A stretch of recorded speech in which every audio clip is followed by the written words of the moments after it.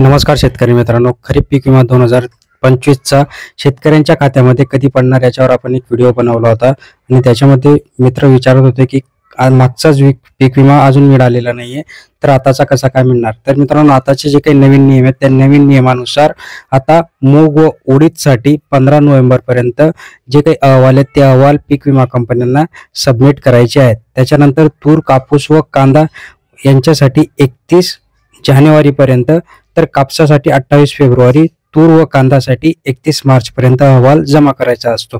आता हा अहवाल जमा केल्यानंतर 3 आठवड्याच्या आत शेतकऱ्यांसाठी पीक विमा कंपन्यांकडून पैशांची तरतुदी करावी लागते। आता सगळ्यांनाच माहिती आहे की आपल्याला जर हा पीक विमा किंवा नुकसान भरपाई ही मागच्या 5 वर्षाच्या सरासरीप्रमाणे त्याचा पकडला जातो अहवाल, किती नुकसान झालं आहे।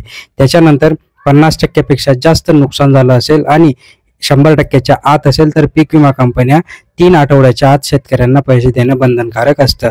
आणि जर 110%च्या वर शेतकऱ्यांचं 100च्या 110%च्या वर नुकसान झालंय तर पीक विमा कंपन्यांना राज्य शासनाकडनं तो एक हिस्सा असतो, तो हिस्सा द्यावा लागतो।